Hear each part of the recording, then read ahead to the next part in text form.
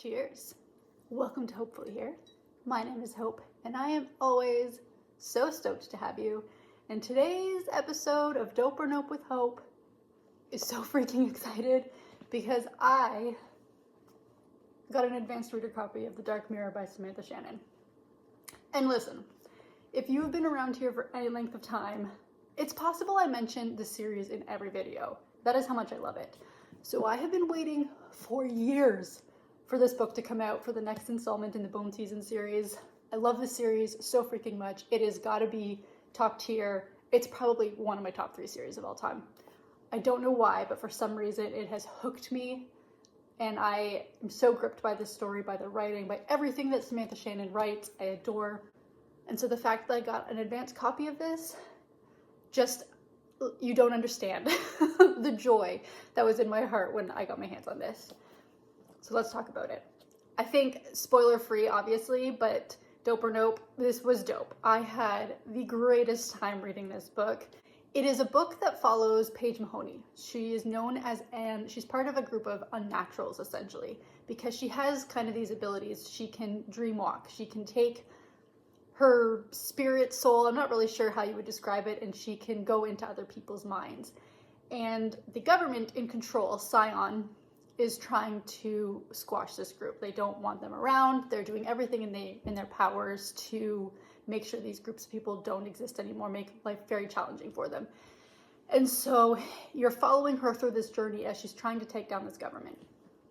That is kind of, I think, the overarching story. And in this book, she is in a new area of the world, and she's trying to figure out what's going on because when she wakes up, she has amnesia. It turns out she's missing 6 months of her life, I think is what is missing.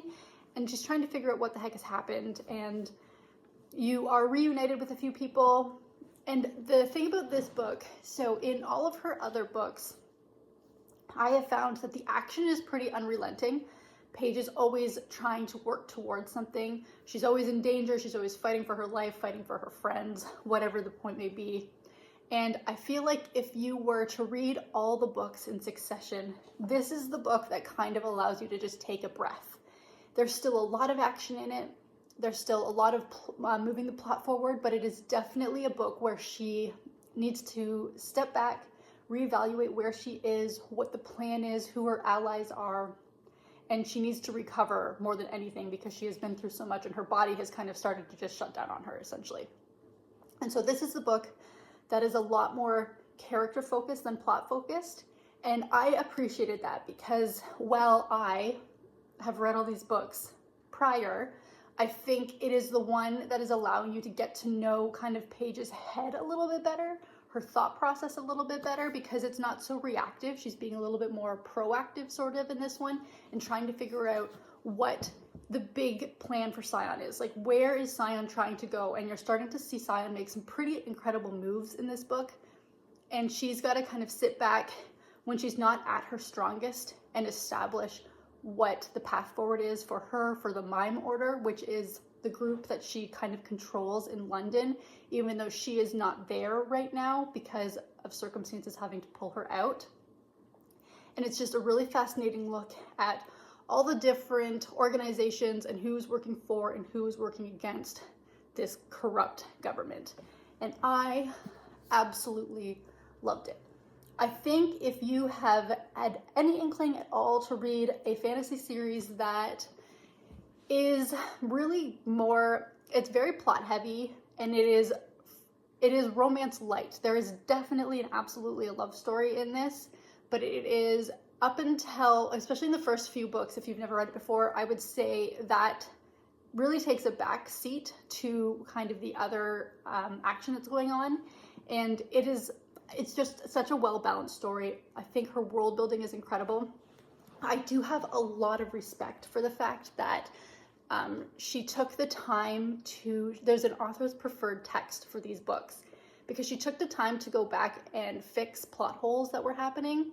I believe that the reasoning was she started writing these books when she was 19 or something, and she's now obviously a lot older, and she's wanted to kind of fix those inconsistencies when she was a young writer to maybe just make it a little bit more cohesive, make it make sense a little bit better. and to mature the writing a little bit. And I think she did a really great job with that. I am in love with this series still.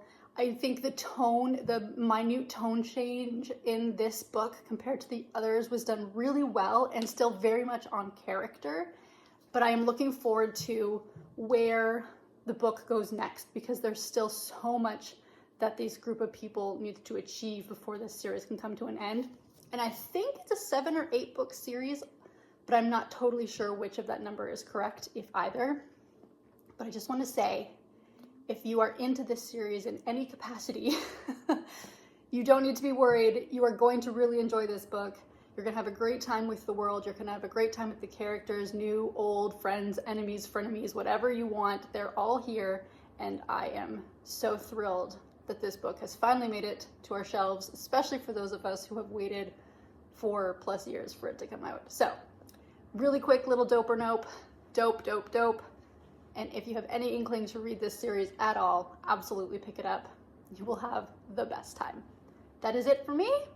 It is Sunday. I'm going to go chill, have my coffee, do some reading. Bye.